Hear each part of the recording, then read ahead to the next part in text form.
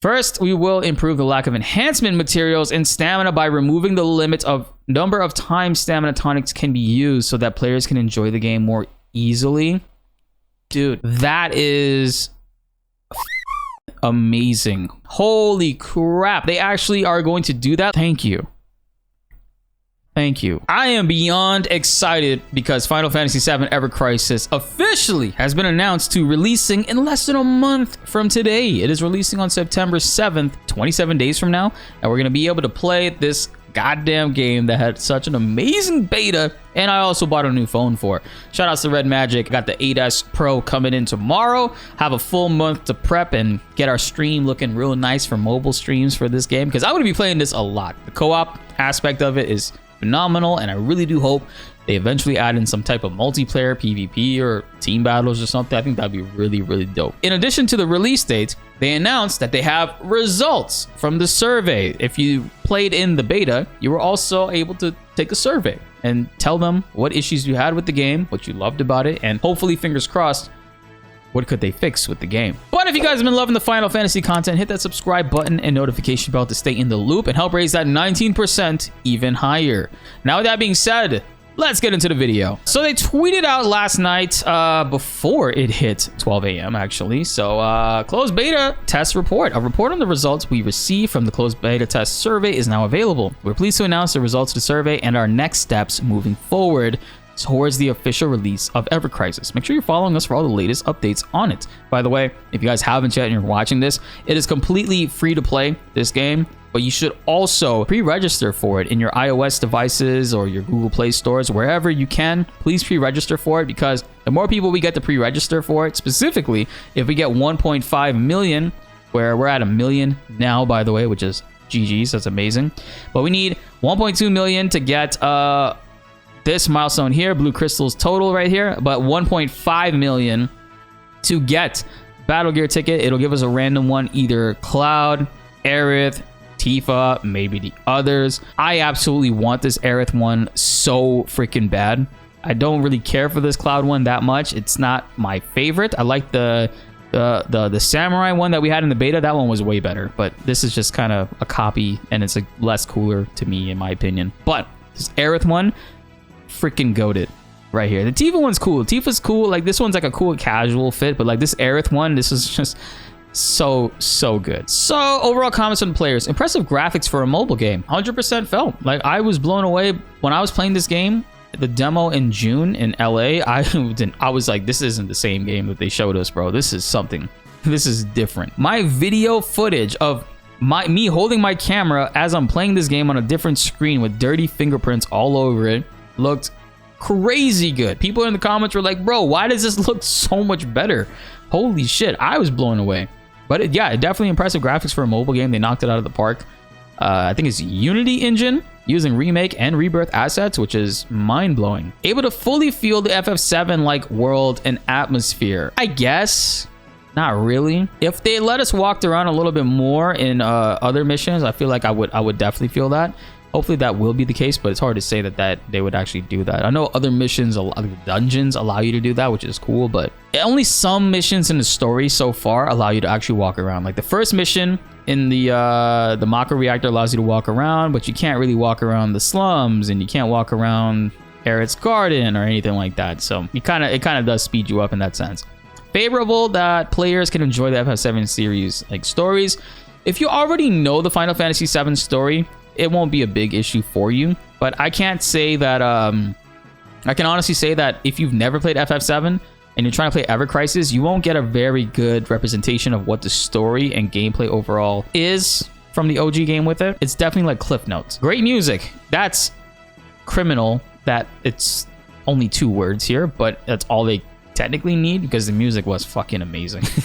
The music in Ever Crisis, I was not expecting this music to be that good. I was expecting it to have some obviously great tracks, but like reusing some of the stuff we already heard. They did not reuse a whole lot of stuff. A lot of the music in Ever Crisis is brand new projects that are just mind-blowingly good. I think each chapter will have one walk-around area. I think that's fair too. I think that's fair to assume, yeah. Isn't Ever Crisis just remake but with chibi models? No, it's completely different. It doesn't even play. It does not play the same way at all. Small buttons and text results in poor user experience navigating menus. There were a lot of menus and there was a lot of navigating, of course, but that is to be expected with a gacha. Hopefully they can streamline it and make it less of a task to have to click on everything. Like I was watching Night Sky Prince play. He kept missing rewards and like icons and stuff that told him, hey, you need to claim this and stuff. Because he would go to like roll stuff, right? Like he was trying to go like do his like summon rolls and he's like, I have like no gems. Like what the hell? They just said I had a whole bunch. And I'm like trying to explain to him, you have to claim it and then you have to go to another menu to claim it. I feel like that's dumb. I agree, it's stupid. They shouldn't have to do that. Once you claim them or you receive them, you should just get them. Why does it have to sit in the gift box? I have no idea. And not enough enhancement materials and stamina makes it hard to enjoy gameplay. Big fucking facts right here. So this actually was a problem for endgame for sure. Mid game, early game, it wasn't too bad because I felt like there was a decent balance to it because you had these potions that you could utilize to increase your stamina to do the side missions and get more mats and resources and stuff. But the big issue with that is once you use those potions, you're limited to like 3 uses of that potion per day. And then it's like if you use the enhancer to raise how much rewards you receive from that triple bonus of the lightning bolts, it kind of gets rid of them really quickly. And it became one of those things where it's like it wasn't even worth it to use it in like co-op battle. You're better off just saving that for grinding like mats and shit. I do hope that they rework the stamina because specifically the crisis dungeons, which is the end game stuff and how you get your weapons to level 90, which is like the highest at the point in the beta.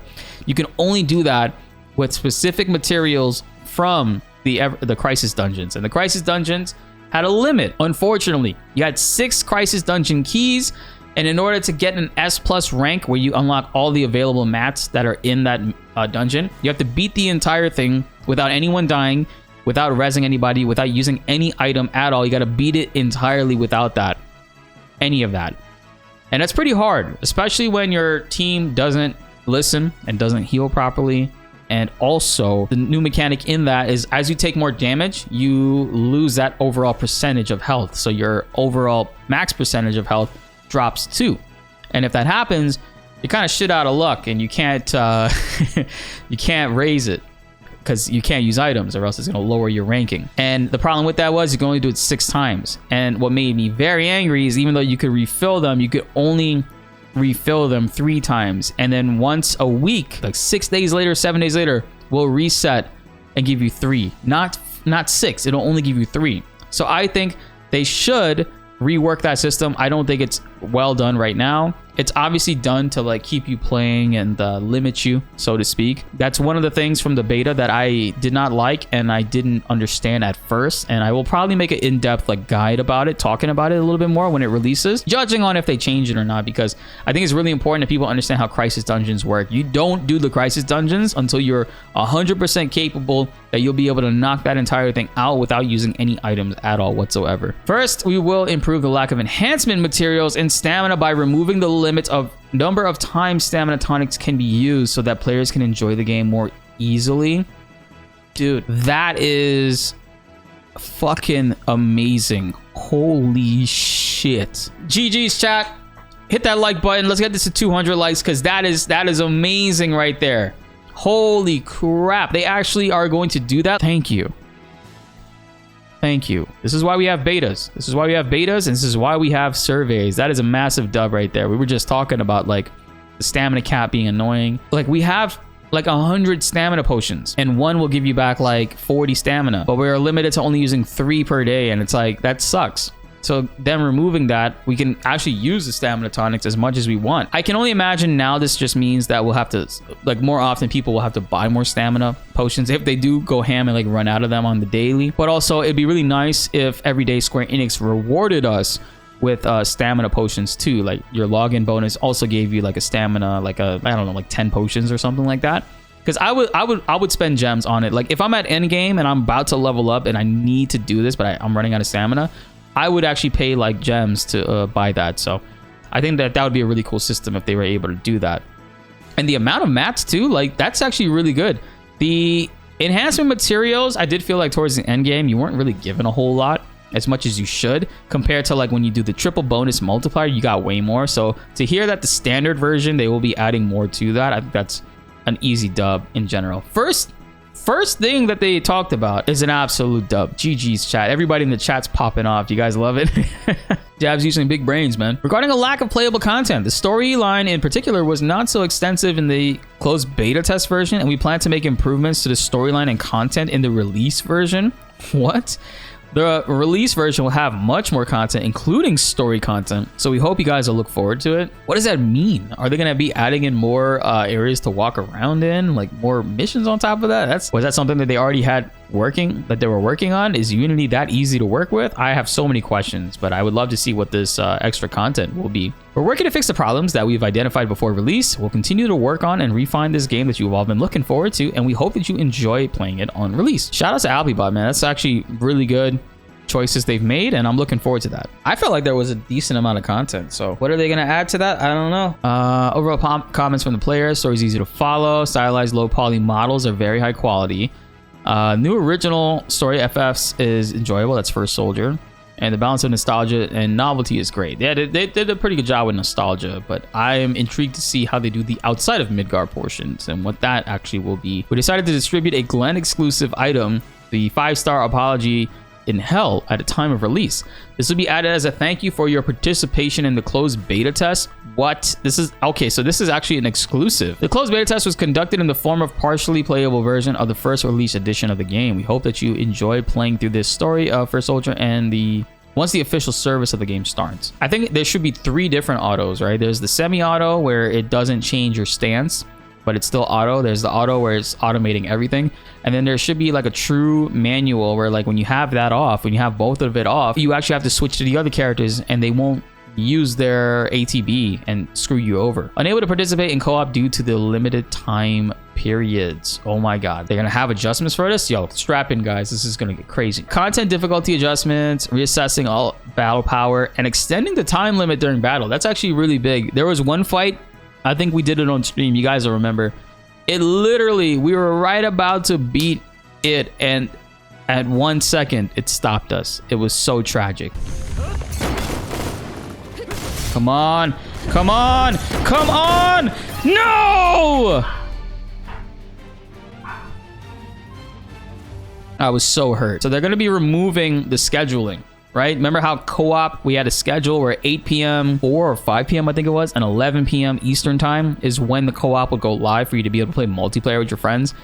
I hated that. I wish that we were able to do it whenever we wanted to do it. And it looks like they're actually surprising me here. I didn't think that they were going to remove that. I thought they were going to do that so that they could limit how people grind, because you did get a lot of XP from grinding that. You like the schedule though? But what I think they should have done, if they have a schedule, they should have had it so when the Scorpion's done, after that hour, the twins are live. And then after that, another thing comes on, you know? Like they should have had something every few hours or so, constantly. The no limit on the co-op is cool, because while I'm streaming, if I'm like, okay, you know, I don't feel like playing story, we're gonna do some co-op today, we could just play co-op the entire stream. Such great changes. Like, okay, improving auto is one thing, but they're getting rid of the stamina block, right? You're gonna be able to just use however many stamina potions you have at your own will, which is awesome. That means you get to play it for a lot longer. They're removing the time for co-op, meaning there's no schedule at all. You can play co-op whenever you want with your friend. And they're also improving other elements of the game as far as like story content goes, which is surprising. I was not expecting that. And they're also removing the time limit in battles. I saw a lot of people were upset and frustrated over that, but it's a big dub. And they're going to reevaluate the battle power and make it make a little bit more sense. The Crisis Dungeon keys seems like that's not going to be changed, unfortunately. The Crisis Dungeons were like the main thing you needed to do, and it didn't really use stamina, it used keys. And how they refund the keys and utilize them, that's still left to be seen in the full release, but I did not like how they did it in the beta. I didn't like the 6 limit. I did like how you can refill it, but I didn't like how you were limited as far as 3 per week after that. You were limited on how many times you could refill it manually with your own gems. Come on, man. Give us the freedom. So I want to hear from you guys. Did they address any of your concerns? Obviously, I know a lot of people, the main concerns are, yo, is this going to be only on mobile? Like, when can we play this on PC and console? And I can say that I've seen people play the beta on BltzZ, and that seemed to be working absolutely fine, minus a couple crashes. I saw Max, his first 4 hours had only 4 crashes, but as he played a little longer, it did crash a lot more, which was unfortunate, but that was the beta. I'm sure BltzZ support will be much better going forward, and they won't block it because gachas are heavily played on BltzZ and, like, you know, Android emulators on PC. So that's one avenue to play it on PC if you have a PC. However, if you want to play it on your console, I don't know when this will be coming, when this will be making its way over to PS4, PS5, Xbox, etc. I do hope it does, but at the very least, I hope they consider an official PC port sometime soon and also consider those console releases. Other than that, the other changes, absolutely welcome. Really great stuff. I wasn't expecting them to change the timing aspect, but they're extending the time, which is great news, improving the stamina, and overall fine-tuning combat. So I can't complain. Great things are on the horizons, and I'm looking forward to it. So you guys, make sure you register for the game and help raise those numbers. But also, be sure to like the video if you enjoyed and subscribe if you are new. More Final Fantasy videos are on the way, and you do not want to miss them. My name is BltzZ, and thanks for watching.